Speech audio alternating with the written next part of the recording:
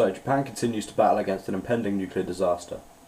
They're taking quite drastic measures to cool the fourth reactor, which was actually off during the initial 9.0 earthquake, and the third reactor, which exploded a few days ago. They're using hoses, which are used for riot control usually, and Chinook Army helicopters, and they're dumping something called retardant onto the reactor. But radiation from the nuclear power stations continues to climb, and they can no longer fly over the top of it to dump the retardant. Now, I'm not an expert in nuclear physics, but instead of ceasing your efforts to stop a meltdown, but perhaps they could use some kind of unmanned drone to fly over there and continue the efforts to stop a meltdown. That just seems logical to me. Now, there are very few elements of the Japan situation unfolding, which means it's quite hard to bring in new news. Now, I found out that nuclear power stations have to be based near a water source, but I bet you smarties already knew that. And of course there's a limited range of how far the electricity can travel. If you look here on this picture of Japan, the red line indicates the fault lines. Basically, these are the gaps between the plates. They move about, this causes earthquakes. I'm not a seismologist, so it's a fairly basic explanation. The blue circle here is the impact radius of the 9.0 earthquake. It's quite far. And the little yellow nuclear logo represents the Fukushima plant. Now, there are two other power plants on this coastal area, but they seem to be okay. Now, like I said, I'm not a seismologist, but this seems to me like a very bad place to build a nuclear power station, because it's right next to a fault line.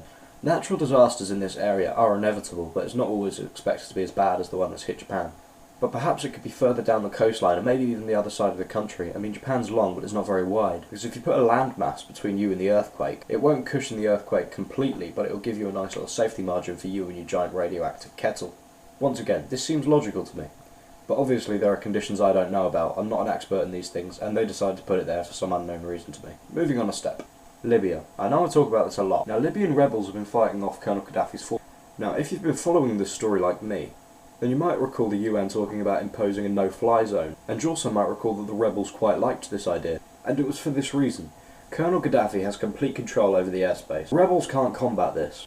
Now, in a BBC report, it said that rebels fought back Colonel Gaddafi's forces with tanks and a helicopter. Now, maybe I'm being a paranoid conspiracy theorist, but it seems to me that the rebels have secured this helicopter from somewhere else. So with all the intense stories in the news recently, I was quite surprised to see some stories like this. For example, older female elephants are wiser than your usual run-of-the-mill elephants. Well, my life is enriched. I can now move forward from this experience a better person. And another story, for example, monkeys can recognise their friends in photographs. Now, this would be quite interesting if it wasn't so completely flawed. It's like taking a hamster and saying it doesn't like property prices because you use the property section of its newspaper to line its cage and it shats all over it. What I'm saying is, it's an inevitability.